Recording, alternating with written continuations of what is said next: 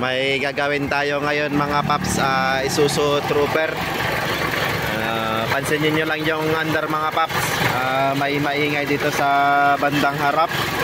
At saka tumatalsik na rin yung kanyang tubig o coolant. Kaya kinakalawag sa harap ng makina. So ang finding sa atin dito ay water pump.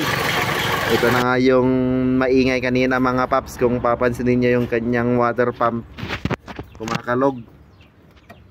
Ayan, so papalitan natin yan ng water pump assembly. Bali, nagpalit na tayo ng bagong water pump. Mag-a-assemble na lang tayo ngayon at iti-testing na natin. Ayan, na tumaandar na itong ating makina. Kung mapapansin nyo mga paps, wala na yung maingay o maugong dito sa bandang harap at wala na rin yung tumatalsik na tubig at coolant. So ibig sabihin goods na. Kung ganun lang mga paps, baka may naririnig din kayong umuugong sa bandang harap ng inyong makina. Baka water pump lang o steering pump o alternator bearing.